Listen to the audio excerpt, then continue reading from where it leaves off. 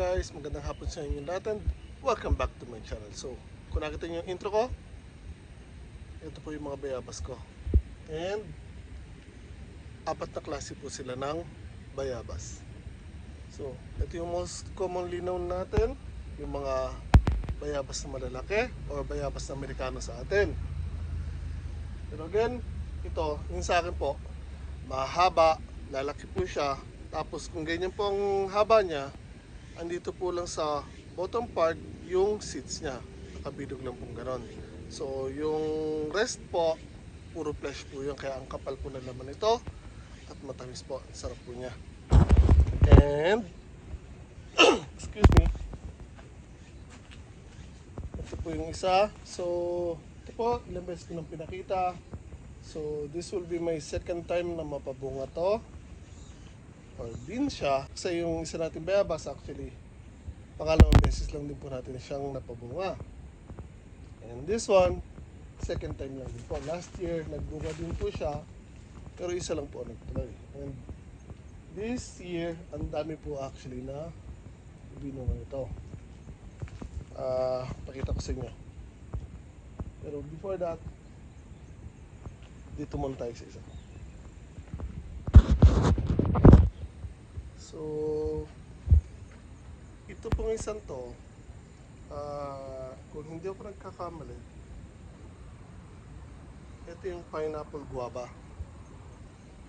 Wait, nandito sa baba yung tag niya. Yes, ito po yung pineapple guava. And yung isa doon, actually, halos ka itsura niya. Ang pagkakaiba lang po, ang laman po nito or loob, isang uri rin po ito ng bayabas. Pero maliliit lang po ang binubunga niya. Yan po. Ang pagkakaiba po nitong pineapple guava na po yun na ito. Oh. Lol.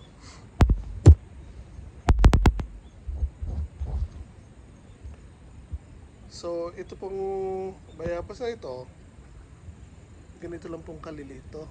Hindi po lalaki masyado. And ang pangalan po nito ay lemon guava. So, kung nakita niyo po sa intro ko, yung isang bayabas ko doon, halos kapareho po ang itsura niya. And galing sila or native sila sa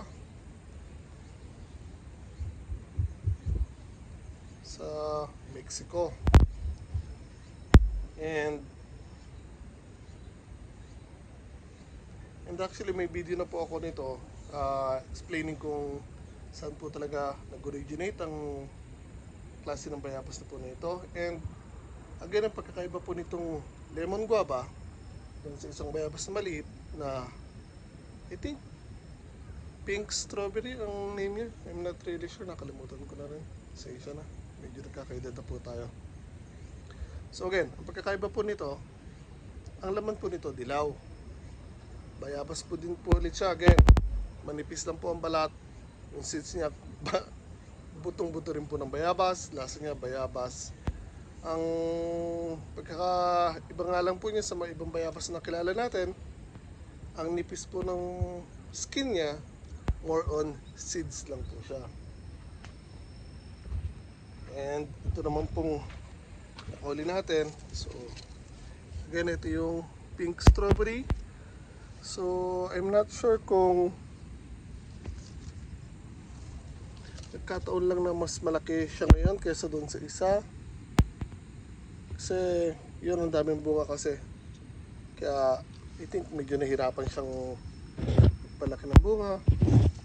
Pero again, ang laman po naman yung pink strawberry is as it goes by the name, pink po ang kulay niya. And again, yung bayabas po natin, ito po isa po sa mga na air layer natin doon po sa main na bayabas natin, sa mga pinakauna. Like I've said before sa isang video ko or past videos ko, ayan, nakalagay lang po sa timbayan or lalagyan ng langis ng makina.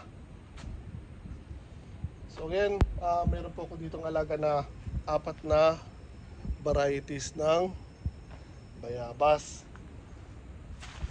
Ang lasa po nito, hindi ko po natitikman po.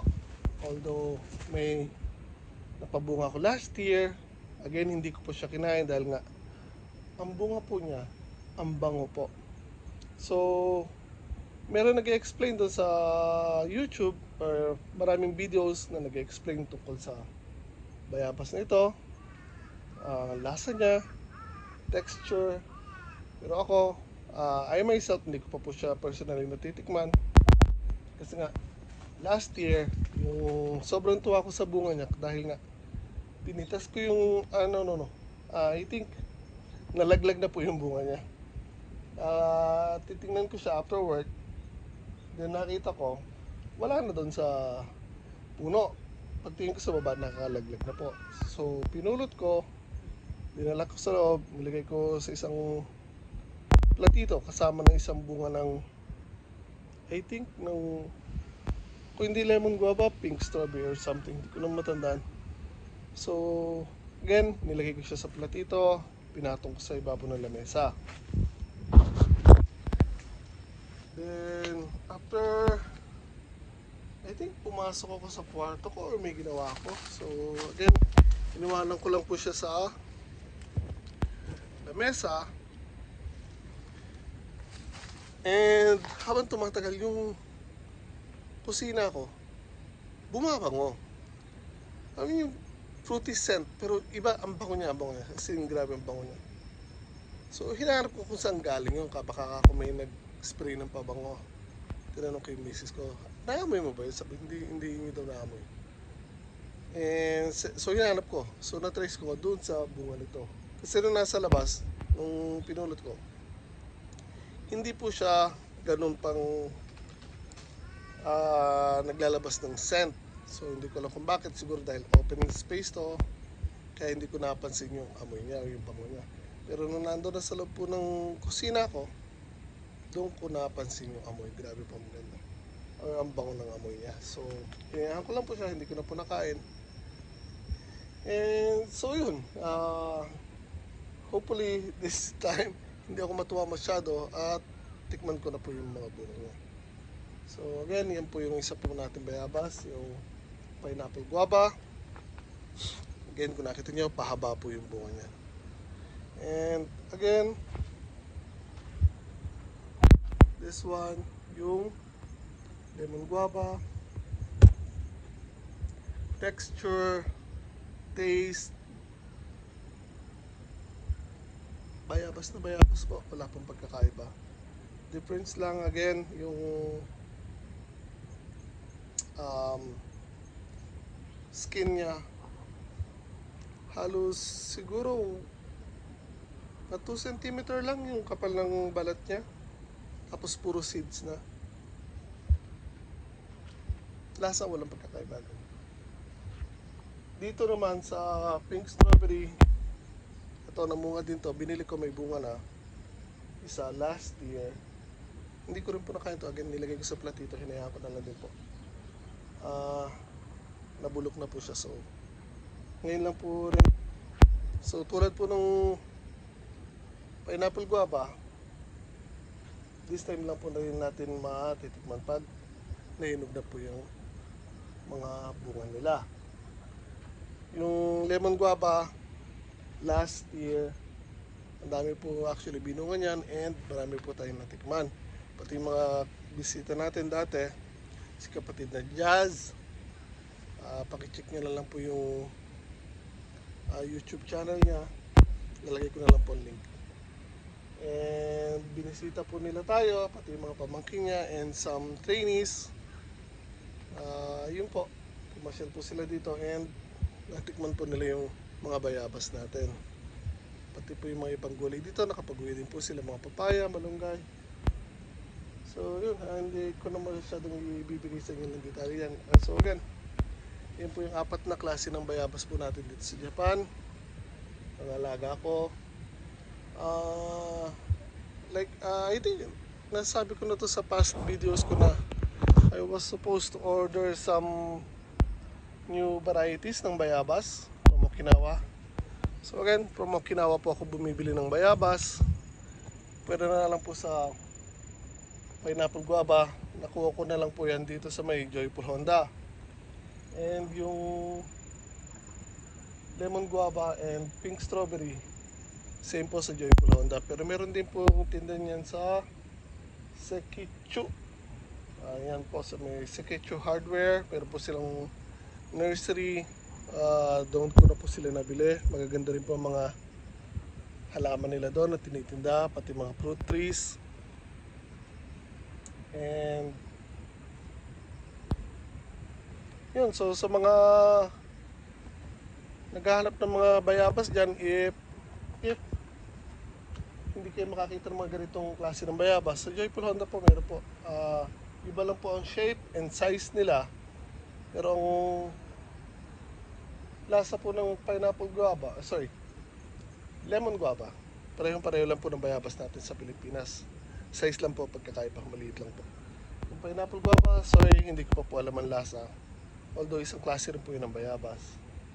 So again, tulad ng sinasabi ko, I was supposed to get some new varieties sa Amazon. Kaya nga lang, meron na kasi ako nakasave na klase ng bayabas. Alam niyo yung bayabas sa atin maliliit na kulay pink yung laman. So nakasave na siya sa akin sa order list ko. So hindi ko lang siya na i-order pa. So dapat this year i-order ko. So naging problema ko sa kanya, yung time na i-order ko na siya, unavailable na po yung item or yung bayabas.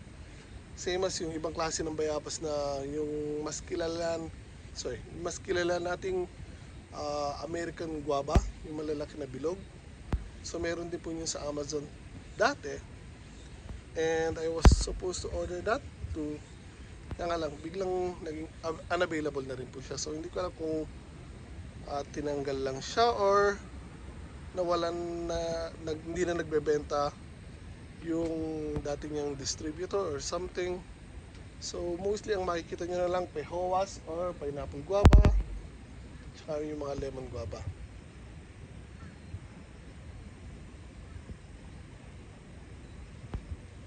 So yung mga dating nakalist na mga bayabas na mga kilala natin, yung mga maliliit na kulay puti ang laman, meron dilaw, merong kulay pink, yung kilala natin sa atin na bayabas, pati po ito, nawala na rin po ito. Pero again, ito po personally, yung pinagmulan po ng bayabas ko nito, nabili ko po sa Okinawa nung nagpunta po ako dati.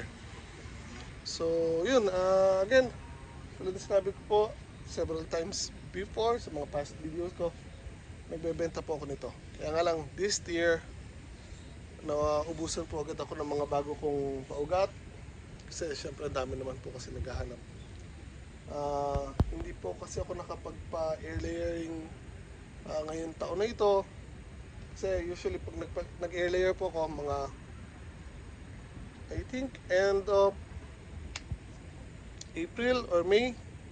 Start ng May, nag-air layering na ako. Kaya nga lang, this year po kasi May na, lamig pa rin po dito kahit gabi. Kaya yung mga bayabas ko, delayed na rin na munga, namulaklak. And yung mga ibang halaman ko medyo nag-eapektado din. Kasi nga yung weather hindi medyo maganda. So hindi na po ako nakapagpaugat ng bayabas ngayon. Same po sa ibang mga fruit trees ko na dapat paugatan ko. Pati po yung mga cherry blossoms. Meron po kasi akong 2 puno na dapat paugatan ko na binili ko. So bago dapat iuwi sa Pinas, kung natuloy kami dapat, ihahabol ko sana yung paugatan ko, then iuwi ko ng Pinas. So yun, like I've said, hindi ako nakapagpa-air layering this year. Hopefully next year marami akong mapaugatan. Kasi nga, ang dami kong bayabas dito all over sa bahay. So dito lang po sa garden, meron po tayong isa dito. Meron po yung 2 yan, hindi lang po masyadong kita. Pero ito po, nakalagay po sa mga timba. May plastic container. May mga bunga na rin po yan. And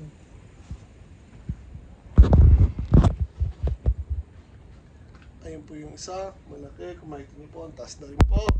So marami tayong makukuha dyan na mapapaugatan natin. So kung titingnan nyo pa lang po, ito meron na po tayo isa. So by next year, uugat na rin, by next year, tataas na rin po ito, tsaka ito. So baka ito mapaugatan ko yung 2, 3, 4, siguro 5, maybe 6, 7, 8, actually marami. So dito sa main na puno natin na namatay na may sumibuli naman ng panabago, hinahayaan ko mag-bush out siya. Tapos instead na i-trim natin siya, yung mga hindi nating kakailanganin, pauugatan ko po para hindi naman po masayang. Kaya basta na lang natin patuloy. Papaugatan natin, may bebenta pa natin. And moving on, dito sa may harapan ng bahay ko, makita nyo po, mga nakasettle na po yung mga bago kong fruit trees dyan. So meron po tayo ulit dito ng 2 pong bayabas. Ayan po, nakalagay po sa plastic container. And makikita nyo po, ayan po, may bunga po yan. Meron pa rin po doon, may mga balaklak pa rin po yan.